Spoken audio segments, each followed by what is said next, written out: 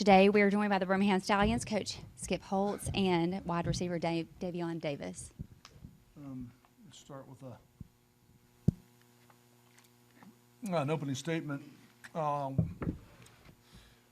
One, boy, I certainly congratulate New Orleans with the game they played. I thought John DeFilippo did a great job. He had his football team ready to play, and I think it showed. I also thought, John Tenuta did a great job from a defensive standpoint.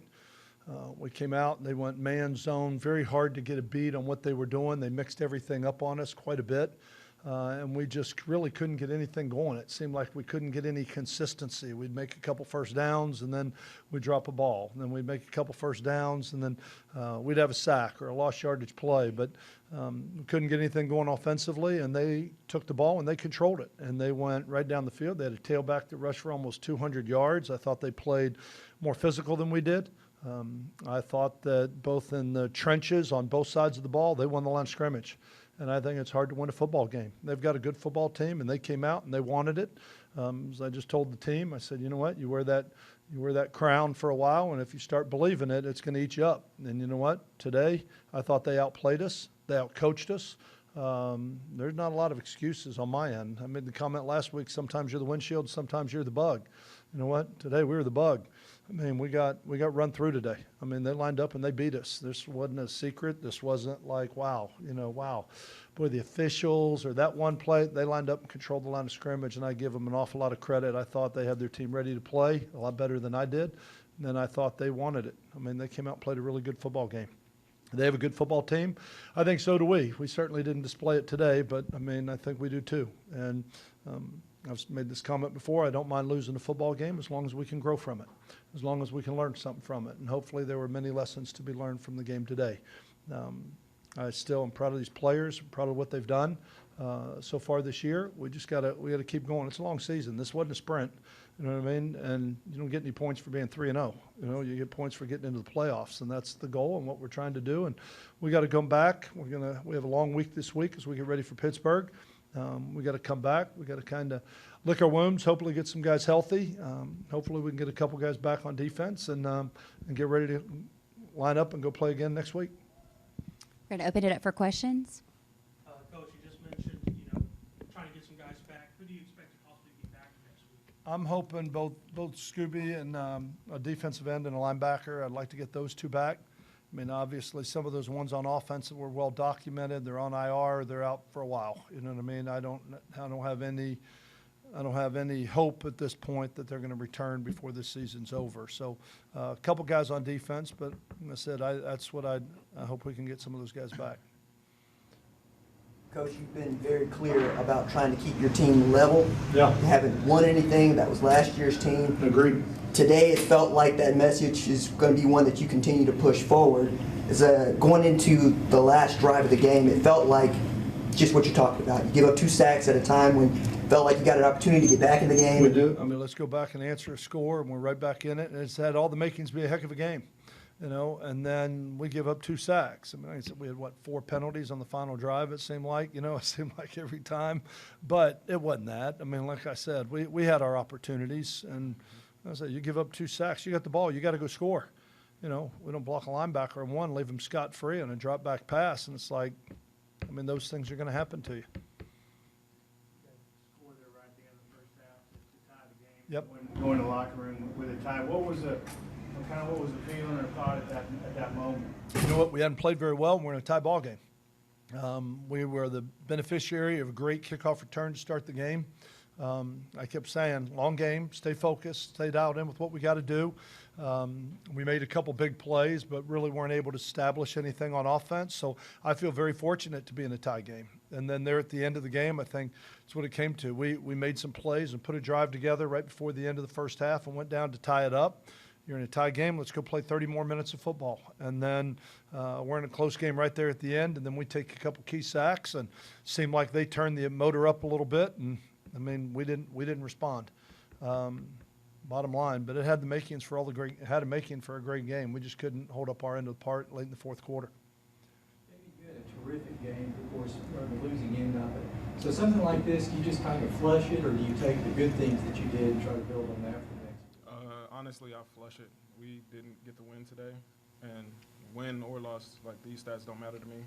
It's a team thing. I can't do it without coach. I can't do it without any offensive player, defensive player. So I'll just flush it and move on to the next game. We got to go back, look at tape, and get ourselves right for next week. As a coach coming off loss this week, how will you motivate the boys going into next week when you don't have field advantage? I'm more worried about what goes on in between the lines more than I am playing on the road. You know what I mean? We played on the road in Canton last year. I mean, so it's going to be the same thing. That's where we're going. We're going back to Canton. We played 2 games in that stadium a year ago. I know the fans aren't going to be on our side, but we got to take what we did right there in between the lines. I mean, to me, the field's going to be 53 1/3. You know, it's going to be 120 long. I'm worried about what goes on inside those lines, and we didn't play well enough today to be the caliber of team we want to be. We got to look hard at where we are. We got to look hard at the way we're playing, because it's not what we've done. It's not what anybody's done. It's not the way we've coached. It's not the way we've played. You're as good as your last outing in this game.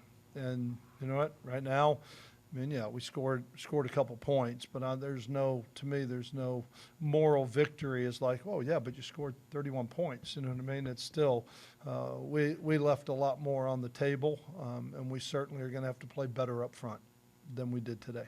I thought they wanted it. They played well. Coach, you mentioned before about they were going down the field, but it seemed like there was a little part there in the fourth quarter. Crowd was up. You guys have 3rd and 20. Was there something, what adjustments did you guys do right there? What did you see right there that, hey, the momentum's about to switch, we're about to take over this game, or at least try to get back in it? I talk to these guys all the time. We got to believe for 60 minutes. Somebody's going to make a play. We're going to get the ball back. I kept sitting. I was on the headset. Think turnover. You know what? Let's get back in. Somebody's going to make a play, and that's one of the things that makes losing difficult. Is when you believe as strongly as you have to, it makes losing hard. I mean, but you got to keep believing. You don't sit in a game and go, well, they're up 2 scores. Well, we have no chance, and go over there and sit on the bench. I promise you, if you take that attitude, you'll never come back.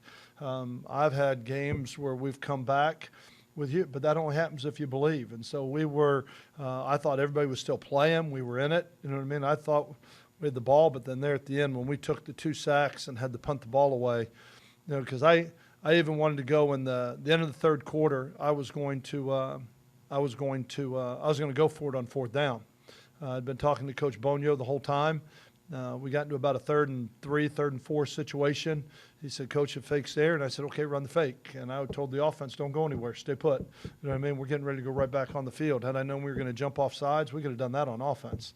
You know what I mean? I'd rather run an offensive play. But we thought the fake was there. Unfortunately, we never got a chance to run it because we went out there and we didn't execute it very well. So I think little opportunities like that we probably missed. You know what I mean? We probably missed that opportunity to get that momentum back.